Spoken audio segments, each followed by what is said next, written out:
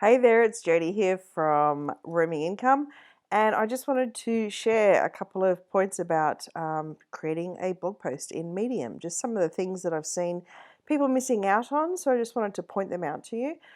So to start with, when you come in to actually create a new story, it brings you into this blank canvas. So the first thing you want to do is actually put your title in. So it will actually be a larger font, and it is what separates the title from the actual content. So the way I've created my template is to actually, instead of just start writing, I'm liking to choose an image. And then from that image, you've got these different selections of what you can do. I'm choosing to go a wraparound text here so that I can start my story or what it is that I'm teaching right beside the image that I'm actually creating here. So basically this is where I will start my story.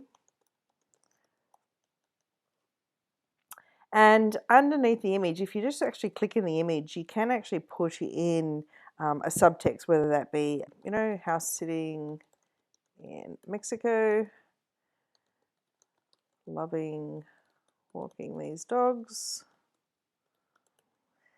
And yeah, that sort of allows you to start writing the story. So Medium is super easy.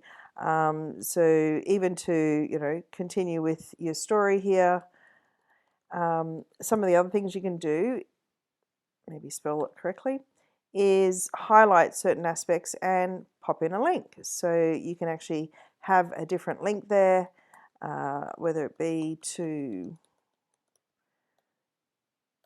Legendary Marketer.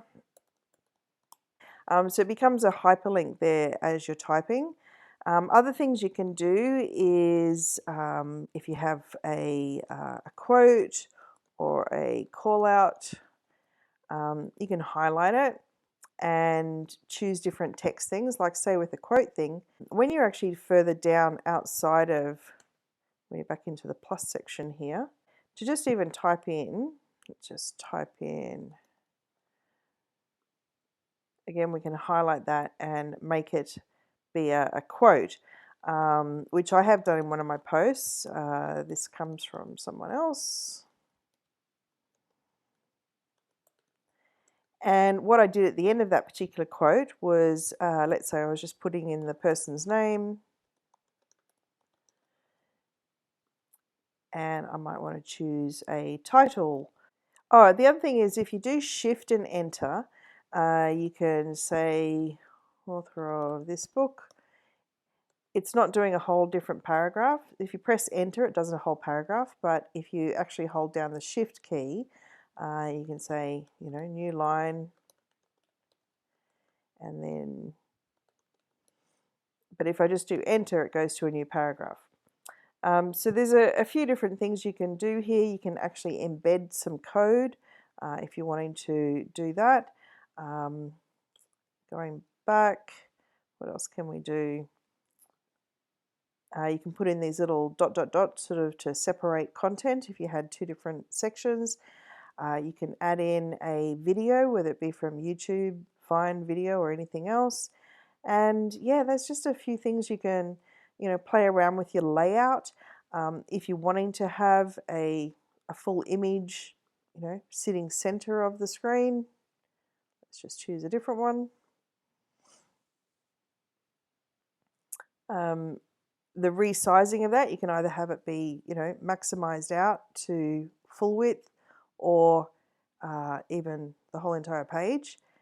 But this is the one I'm using at the start of each of my posts so that I can actually write beside it.